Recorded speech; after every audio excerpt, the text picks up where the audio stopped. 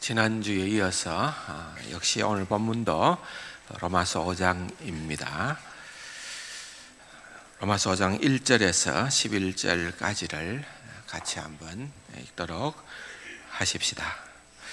그러므로 우리가 믿음으로 의롭다 하심을 받았으니 우리 주 예수 그리스도로 말미암아 하나님과 화평을 누리자. 또한 그로 말미암아 우리가 믿음으로 서 있는 이 은혜에 들어감을 얻었으며 하나님의 영광을 바라고 즐거워하느니라.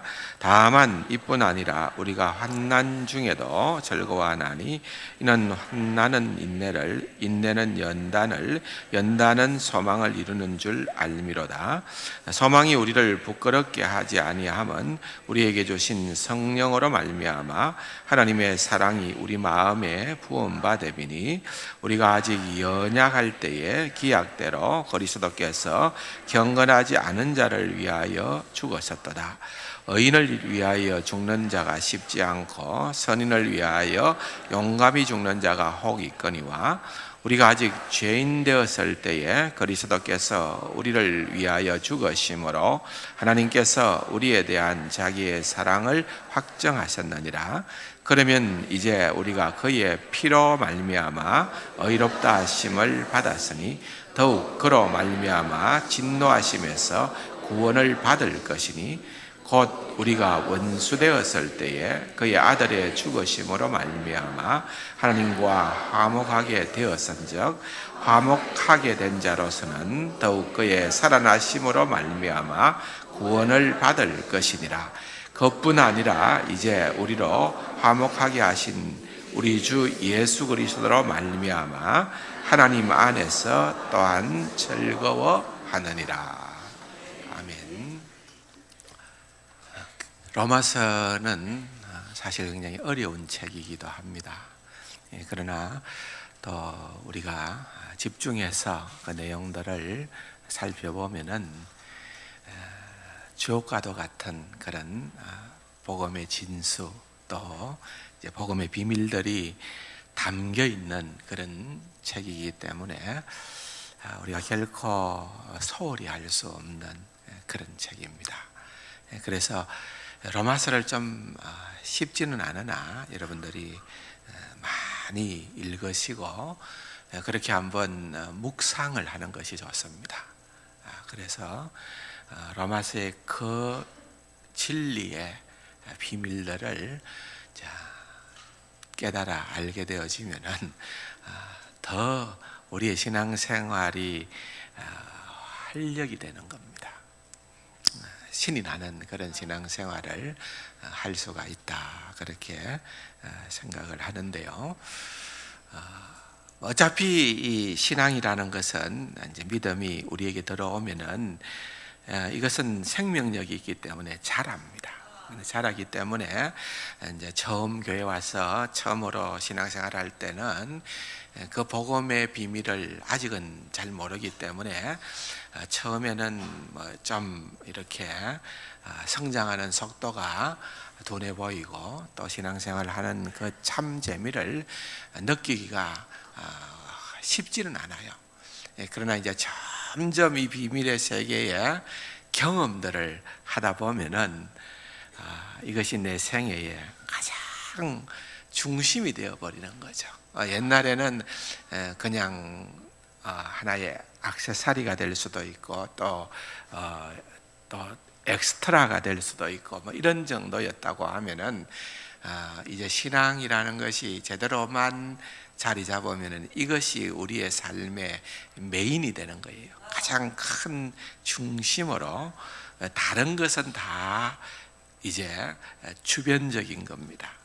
그렇게 변화여져 가는 그런 역사가 있게 됩니다. 왜냐하면은 우리 인간은 결국은 구원의 문제를 해결을 해야 되는데 우리의 구원의 문제를 내가 선하다고, 내가 착한 행실을 한다고, 내가 돈이 많다고, 내가 명예가 높다고, 내가 건강하다고, 내가 세상적으로 다복하다고 해결되어질 수 있는 문제가 아니라는 거예요.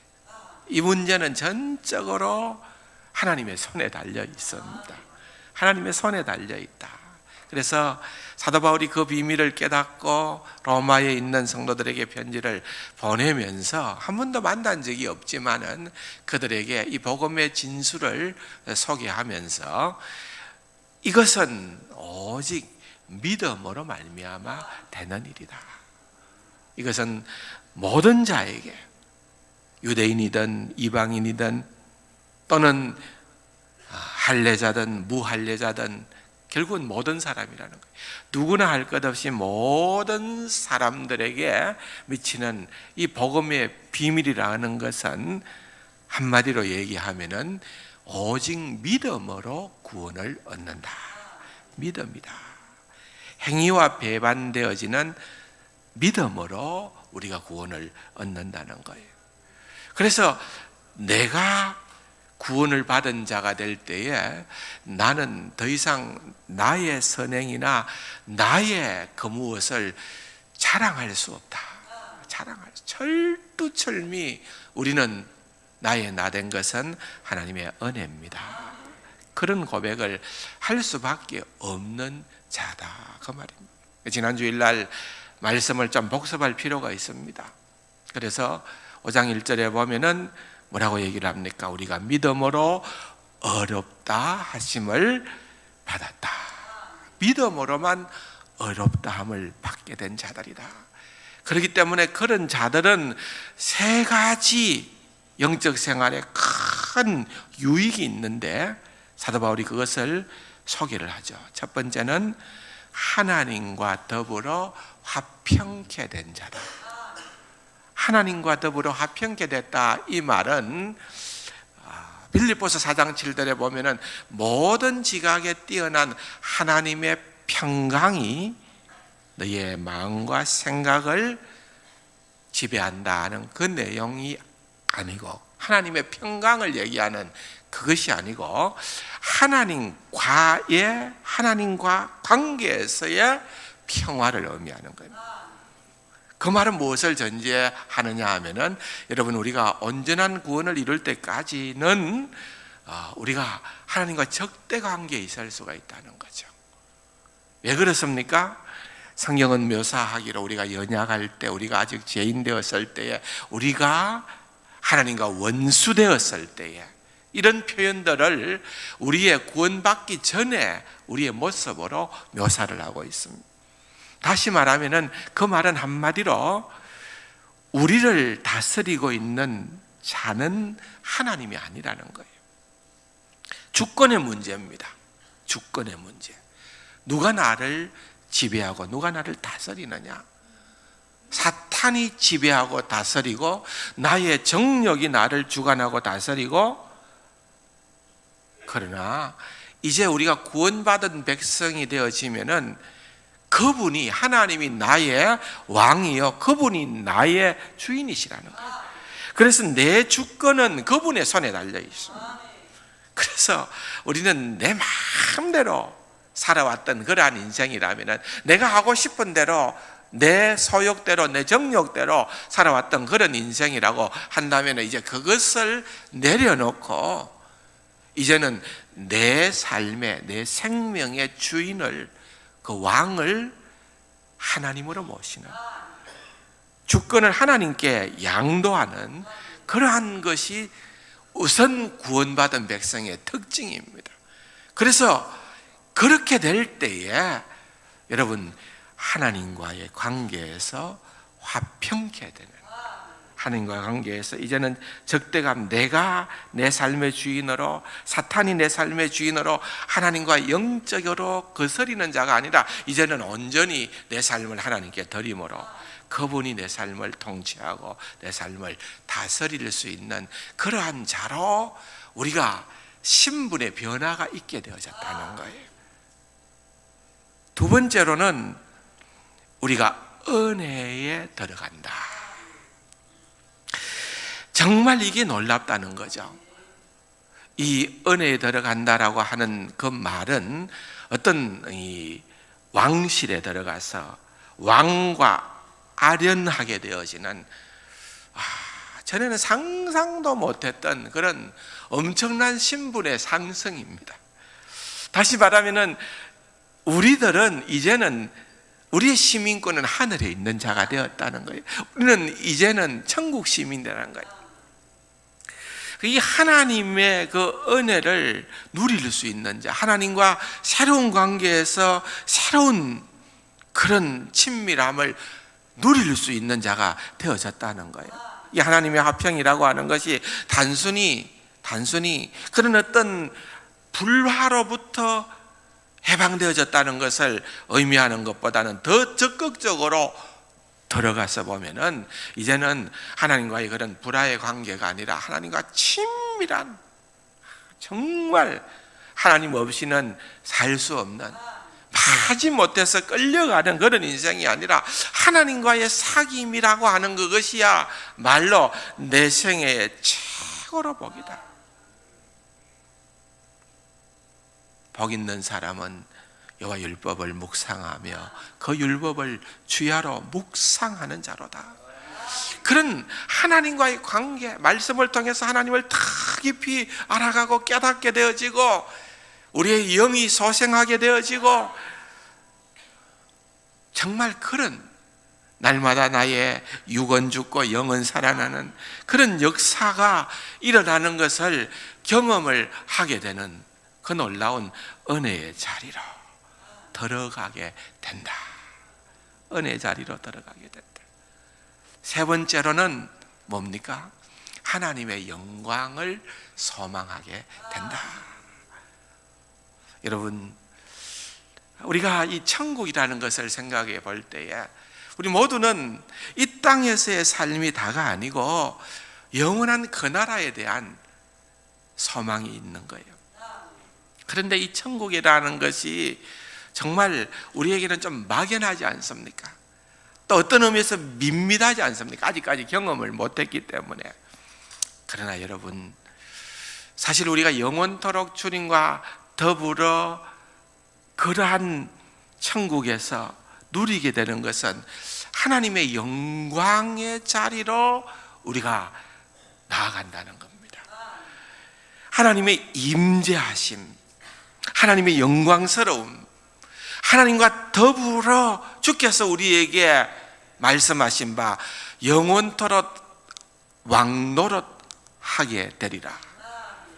여러분, 이런 것들이요 정말 우리를 더욱더 신앙생활의 비밀스러운 세계로 인도해 주는 것입니다. 그 영광을 여러분 성경의 기록을 보면은 이 땅 위에서 살아가면서 누리고 맛보는 자들, 모세와 같은 자, 또는 다니엘, 또는 이사야, 또는 사도 바울, 죽음의 직전에 스데반, 하늘문이 열리고 하늘의 영광을 맛볼 수 있는 그런 은혜들을 하나님께서 허락해 주셨는데, 그런 은혜들을 바라보면서 이제 더 큰 세계가 우리에게 펼쳐지게 될 것이다. 그래서 어떤 의미에서는 사도 바울이 이 세 가지는요, 구원의 세 가지 시제를 얘기하는 거예요. 과거, 현재, 미래입니다. 과거, 현재, 미래.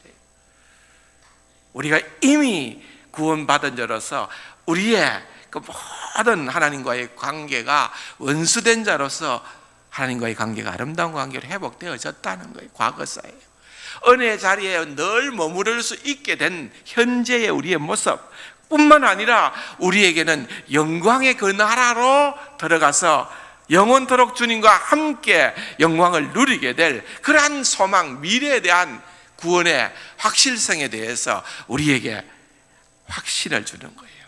이 소망, 지난주에도 말씀을 드렸는데 엘피스라는 이 단어는 확신하는 뜻을 전제하고 있다는 거예요. 단순한 원함, 바람, 위시가 아니고 이것은 확신을 근거로 하는 그러한 소망이라는 것입니다. 사랑하는 성도 여러분, 그렇다고 하면은 우리 각자에게 이제 질문을 던져야 됩니다. 나는, 사도 바울이 이것을 우리에게 소개하고 있는데, 나는 구원받은 하나님의 백성으로서 이런 세 가지의 구원에 대한 확실한 소망 가운데에서 오늘을 살아가고 있는가? 만약에 그렇지 않다면은 내가 어디가 문제가 있는가? 나의 믿음이 어디가 문제가 있는가? 빨리 우리는 우리의 현 주소를 보고 찾아야 될 것들을 찾고 회복해야 될 것을 회복해야 되는 그러한 자리에 이르러야 되는 것입니다. 결국은 이 모든 것은 우리를 향한 하나님의 놀라운 뭐라고요? 사랑입니다. 사랑. 하나님이 우리를 사랑하신다니까요. 하나님의 이 사랑, 여러분, 부부지간에도 사랑 얘기를 합니다. 아내가 남편에게 당신 날 얼마나 사랑해요? 사랑해요? 어떻게 답을 합니까? 사랑을 하는데 그 크기를 한번 표현을 해보라는 거예요. 어떻게 표현하겠습니까?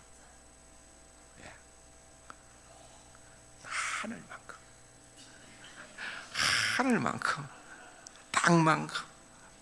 우리가 어떤 립서비스도 할 수 있잖아요.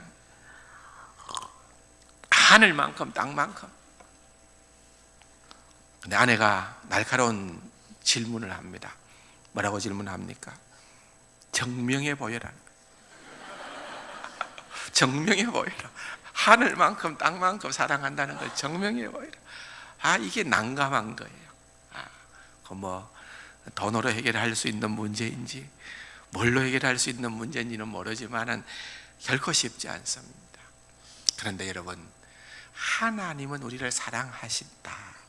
하나님께서 우리를 사랑하셨다는 것을 하나님은 증명해 보였었어요. 그게 뭡니까? 여러분, 5절에 보면은 하나님께서 성령으로 말미암아 하나님의 사랑이 우리에게 부음받음이니. 결국은 하나님의 사랑을 깨닫는 것도 성령님의 역사죠. 하나님의 사랑을 깨닫게 되는데, 알고 보니까 하나님이 말로만 내 너 사랑한다, 우리를 향해서 그렇게 말씀하신 것이 아니라 6절에 보면은 우리가 아직 연약할 때에 기약대로 그리스도께서 경건하지 않은 자를 위하여 죽으셨도다. 8절에도 보면은 우리가 아직 죄인 되었을 때에 그리스도께서 우리를 위하여 죽으심으로 하나님께서 우리에 대한 자기의 사랑을 확정하셨느니라. 무슨 말입니까? 하나님은 말로만 우리를 사랑하신 것이 아니라는 거예요. 가장 최고의 사랑의 선물을 우리를 위하여 주셨다. 그것이 바로 예수 그리스도께서 이 땅에 오셨다는 겁니다. 요한복음 3장 16절에 있는 말씀처럼 하나님이 세상을 이처럼 사랑하사 독생자를 주셨으니, 예수 그리스도를 이 땅에 내어 줌으로 십자가에 달려 우리의 죄값을 대신 지불하게 하심으로 하나님께서 우리를 사랑하신 그 사랑을 확정하셨다는 것입니다.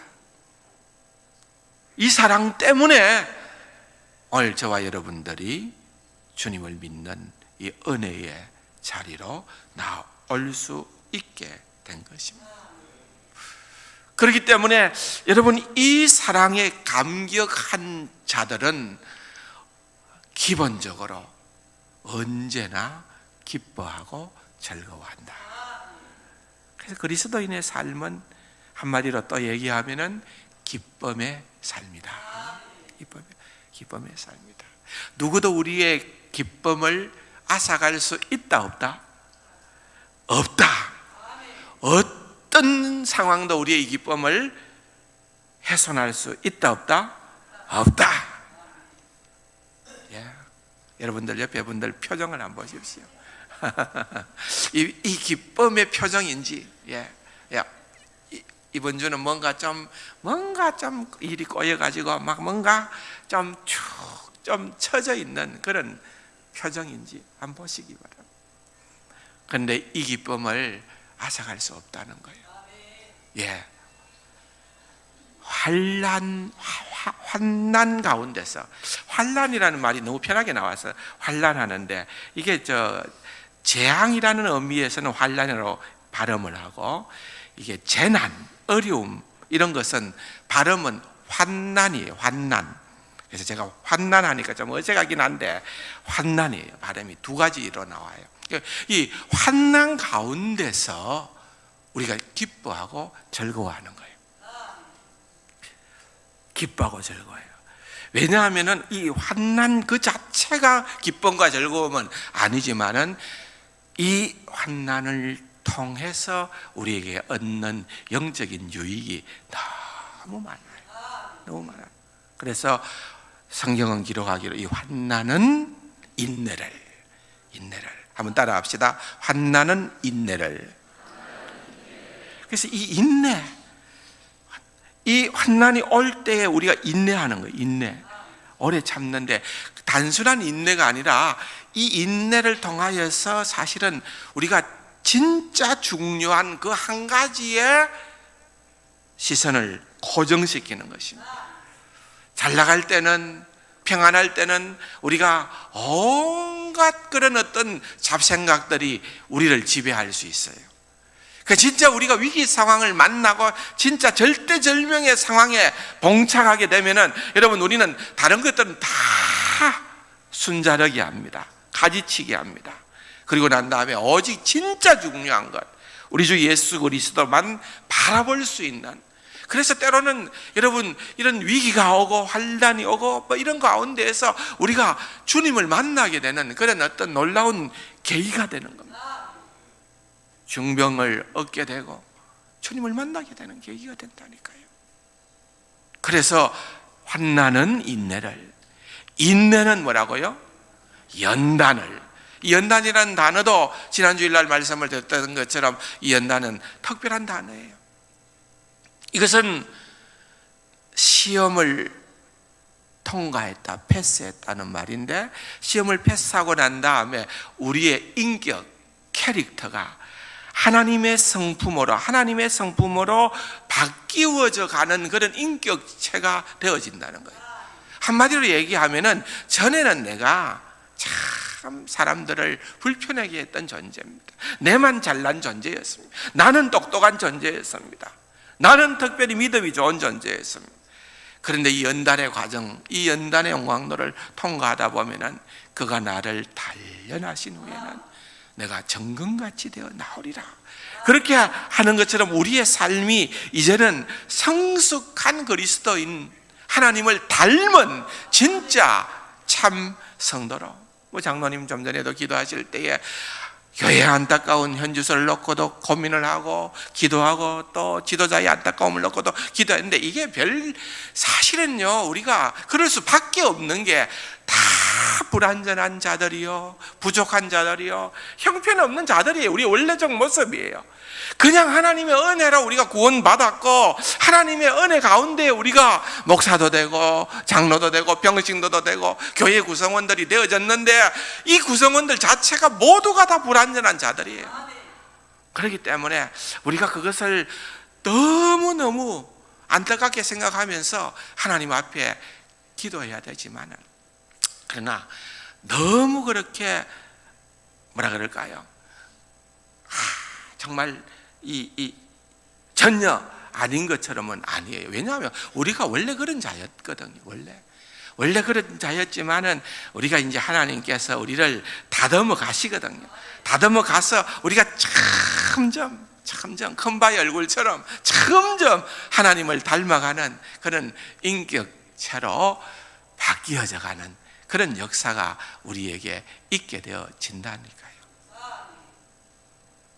그래서 이 연단은 우리를 인격체로 만듭니다. 그리고 우리가 진짜 소원하는 그 소망을 갖게 됩니다. 연단을 통하여서 우리는 우리의 시민권이 이 땅에 머무는 것이 아님을 알게 됩니다. 이 세상의 부귀와 영광과 향락이 일장춘몽이라는 것도 알게 됩니다. 그래서 오직 주님만 바라보고 주님만 소원하게 되어지는 그러한 자리에 이르게 된다는 것입니다. 사랑하는 성도 여러분, 이런 은혜들을 우리 모두가 누리게 되어진다는 것입니다. 하나님의 사랑, 여러분, 우리가 정말 각자 깊이 경험되어지면 되어질수록 우리가 변화됩니다. 죽을 때까지 하나님의 사랑에 잠기어가는 은혜가 있기를 바랍니다. 개인적이고 주관적인 체험입니다. 성령의 은혜를 각자 나름대로 신앙생활을 하면서 경험할 때에 우리는 결코 포기할 수 없는 어떤 상황 가운데에서도 우리는 나는 하나님이 좋아요 라고 그렇게 고백할 수밖에 없는 그러한 자리에 이르게 되는 것입니다. 그렇게 이르게 되어지면서 여러분, 우리는 신앙생활의 묘미를 느끼게 됩니다. 그냥 성전, 하나님의 교회를 출입하는 성도에서 이제는 내 삶을 어떻게든 하나님의 나라를 위해서 드리고 싶어하는, 내가 연약할 때에, 내가 죄인 되었을 때, 내가 하나님과 원수 되었을 때에 나에게는 어떤 기대와 소망도 없었지만은 하나님께서 나를 하나님의 놀라운 은혜로 사랑하시사 구원하여 주셨다. 기약대로라는 말이 6절에 나오잖아요. 기약이라는 말은 하나님이 정하신 때라는 말이에요. 갈라디아서 4장 4절의 말씀을 빌리면은 때가 참해라는 그 말이에요. 그러므로 하나님께서 계획하신 그 하나님의 때가 우리 주 예수 그리스도께서 2000년 전에 우리를 구원하시고자 이 땅에 오신 그 때였지만은 오늘도 우리 모두에게 하나님께서 우리를 구원하셨을 때에는 우리를 향한 하나님의 때가 있다는 거예요. 그 때에 하나님 앞에 서임 받을 수 있는 것이 가장 큰 행복이에요. 그런 걸 다 소멸하고 놓치고 결국은 마지막에 하나님, 내가 두 손 들고 주님께 나옵니다.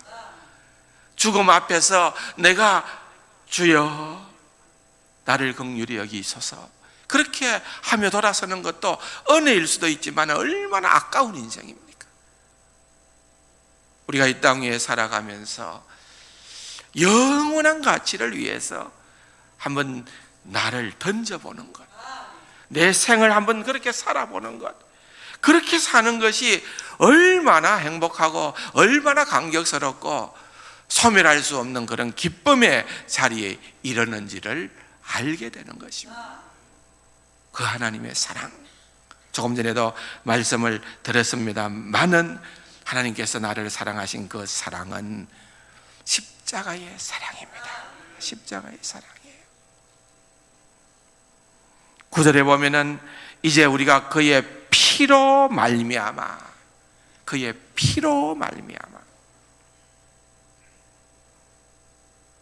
의롭다 하심을 받았으니 더욱 그로 말미암아 진노하심에서 구원을 받을 것이다. 여러분, 하나님은 진노의 하나님이시기도 합니다. 하나님의 여러 가지 성품 가운데에서 사랑의 하나님, 물론 사랑의 하나님이죠. 그러나 하나님은 또한 죄인을 용납할 수 없는 진노의 하나님이십니다.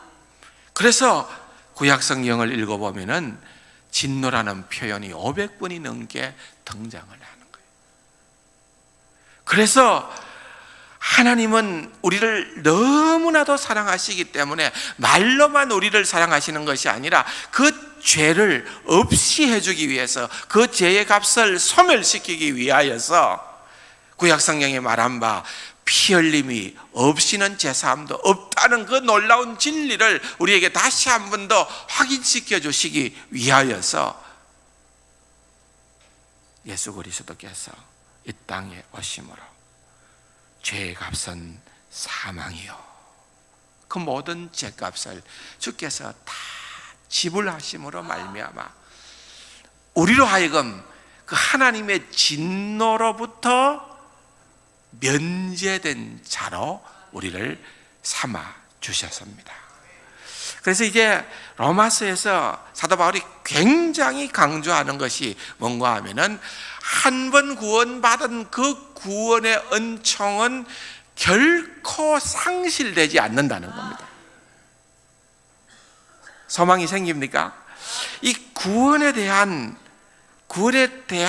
그런 어떤 확신을 내 중심적으로 가지면은 내가 신앙생활을 좀 열심히 하고 내가 선행을 하고 내가 그리스도를 위해서 뭔가 사는 삶을 산다고 하면은 뭔가 구원이 내한테 좀 들어와 있는 것처럼 생각하다가 내가 신앙생활이 조금 처지고 또한 또 좀 잘못하고 이 세상을 살아가면서 그렇게 할 때마다 나는 이 구원을 받지 못하는 것이 아닌가 그렇게 염려하고 불안해하는 그런 자들이 아니고 누구도 그 무엇도 사망이나 원수나 죽음이나 칼이나 그 어떤 것들이라고 하더라도 나를 그리스도 예수 안에 있는 하나님의 사랑에서 끊을 자가 없다. 그래서 이 구원의 상실은 결코 있을 수가 없다. 그 말은 뭔가 하면은 우리는 결코 하나님의 진노를 받을 수가 없다. 그 말은 오늘 본문 9절에서 장차 하나님께서 행하시는 심판날의 진노죠. 심판날의 진노. 그 진노로부터 구원받은 하나님의 백성들은 진노를 받지 아니한다. 여러분, 그래서 우리가 이 환난을 당할 때에도 이 환난이 우리에게 유익이 되고 기쁨이 될 수 있는 것은 여러분 하나님께서 정말 우리를 너무너무 사랑하는 거예요. 우리가 연약할 때, 우리가 아직 죄인 되었을 때에, 또한 우리가 하나님과 원수 되었을 때에 하나님께서 우리를 사랑하셔서 독생하신 아들 예수 그리스도를 내어 주시기까지 우리를 사랑했다고 하면은 이제 여러분 우리가 하나님과 더불어 화평케 되어졌는데 하나님의 은혜의 자리에 머물러 있는데 하나님의 소망을 갈망하며 살아가는 그러한 자들이 되어졌는데 왜 하나님께서 우리에게 진노를 부으시겠느냐는 거예요. 그럴 리가 만무하다는 겁니다. 오히려 환난이 우리에게 임하게 되어질 때 그 환난을 통하여서 우리가 더욱더 주님을 닮아가게 되어지고 우리가 주님만 바라보게 되고 주님께서 주시는 그러한 놀라운 은혜의 자리에 머물게 되어지는 그런 일들이 일어나기에 더 유익하다. 그러니까 기뻐하라. 기뻐하라. 그 말입니다.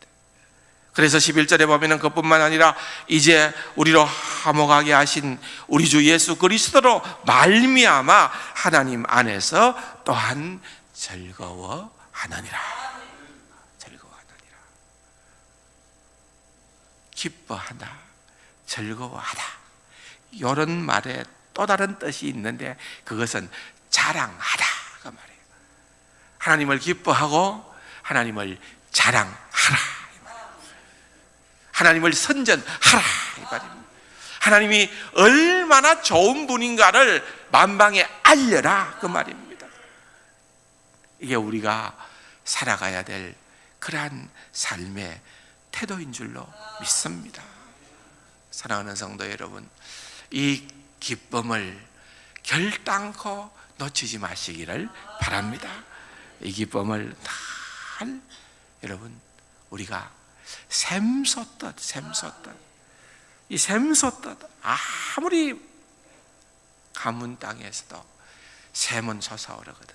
샘솟듯 하는 이 기쁨, 이 놀라운 하나님의 은혜를 우리가 누릴 뿐 아니라 나타내 보이며 증거하며 살아갈 때에 여러분 이게 바로 우리를 살맛나게 하는 원동력이 될 것입니다.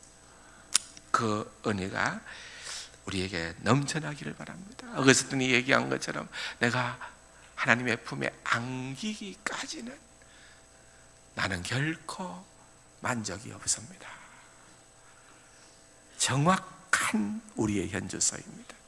내가 하나님의 품에 안기기만 하면은 우리는 세상 그 어디에서도 발견할 수 없는 진정한 평안과 기쁨과 만족을 누릴 수 있는 그러한 신실한 하나님의 백성이 되리라 확신하는 것입니다. 기도하십시다. 존귀하신 아버지 하나님, 하나님의 백성 되어짐이, 하나님의 자녀로서의 신분이 얼마나 크고 놀라운 특권인가를 다시 한 번 더 말씀을 통하여 깨닫게 하여 주옵소서. 그래서 정말 참 그리스도인으로 우리에게 주어진 그러한 기쁨을 어떤 형편 가운데에서도 소멸케 하지 않고 누리고 증거하는 귀하고 복된 하나님의 백성들, 우리 세간 가족들 다 되게 하여 주옵소서. 예수님의 이름으로 감사기도 드립니다. 아멘.